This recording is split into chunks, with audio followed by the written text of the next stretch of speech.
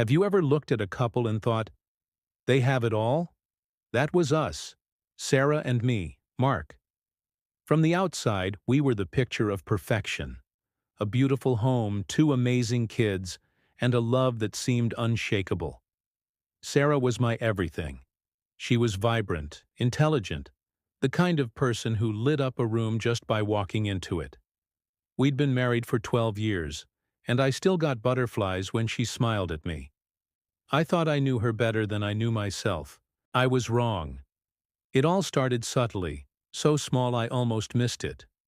Little changes in her routine. She started working late more often, blaming a demanding new project at her marketing firm.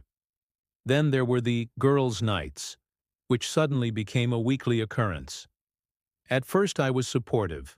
I'd handle the kids, make dinner, and tell her to have a good time. I trusted her completely and utterly. But then the distance between us started to grow. It wasn't a chasm, more like a hairline crack, but I could feel it. Our late-night talks were replaced by the glow of her phone screen. When I'd try to hug her, she'd seem distracted, almost stiff. I'd ask her what was wrong, and she'd just brush it off. "Just tired, Mark," she'd say, or stressed from work. I tried to believe her. I wanted to believe her. I told myself I was being paranoid, that all long-term relationships have their lulls.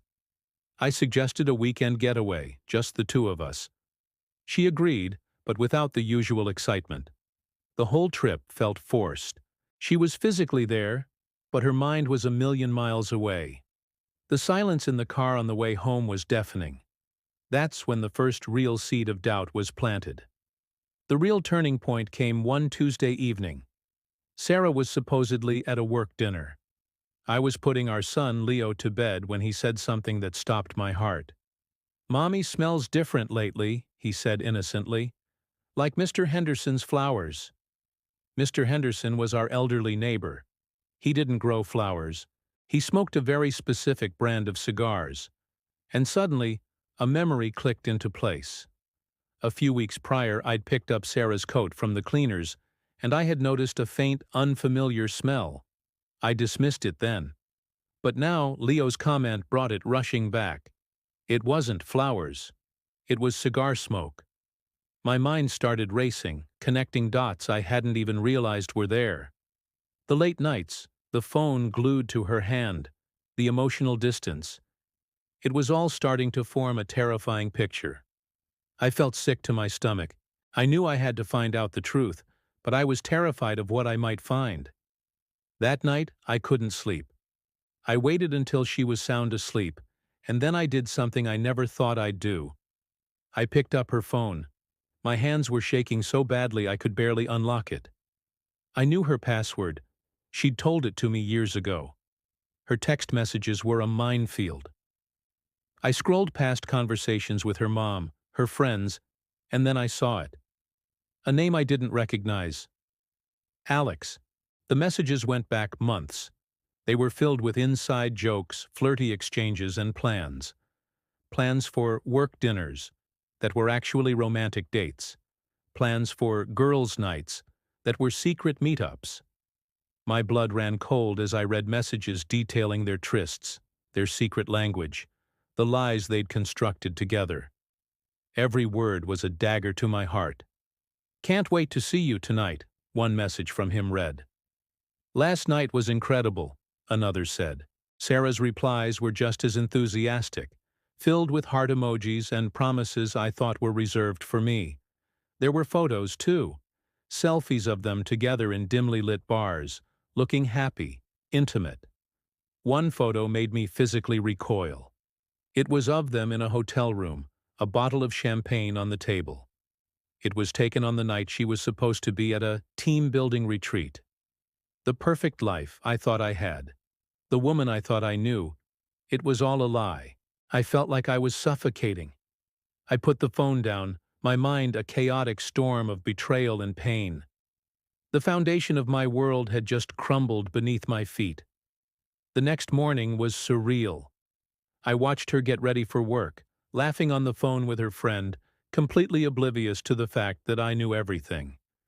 She looked at me and smiled, that same smile that used to make my heart soar, but now it just looked like a mask. "Have a good day, honey," she said, kissing my cheek.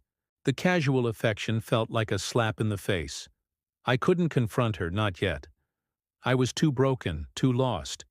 I needed a plan. I spent the day in a daze, going through the motions at work, my mind replaying those texts, those photos over and over again.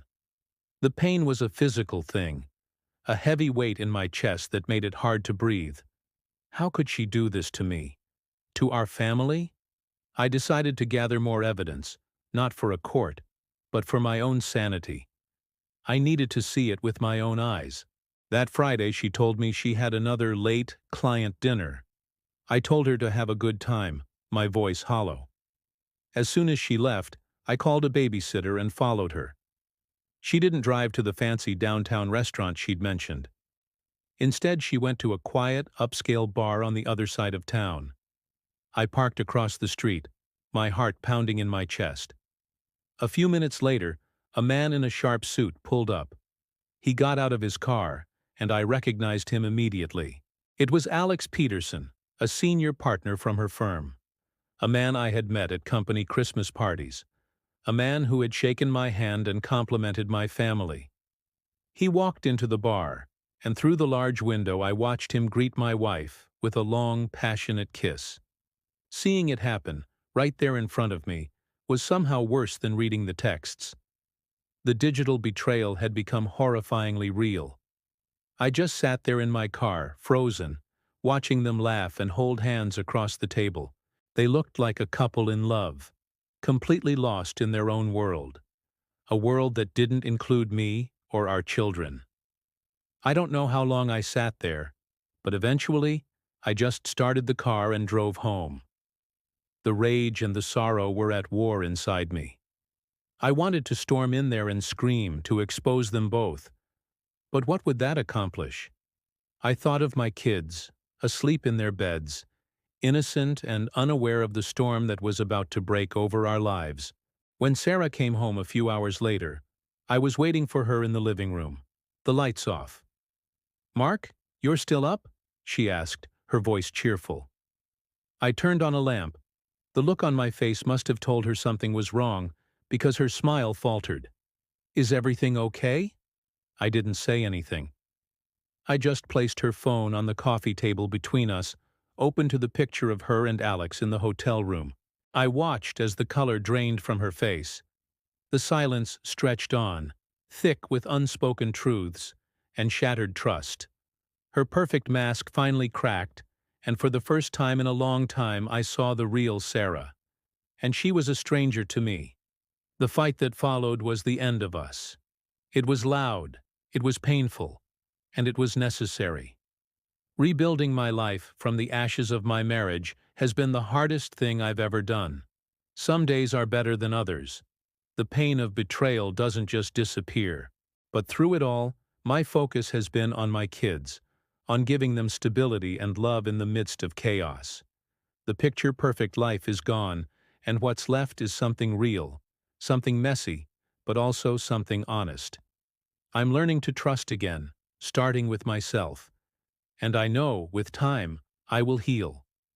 This journey is far from over, but I'm facing it head-on, one day at a time. Thank you for listening to my story. If you've been through something similar, know that you are not alone and that there is a path forward. Please consider liking this video and subscribing for more stories about navigating life's toughest challenges. Your support means the world.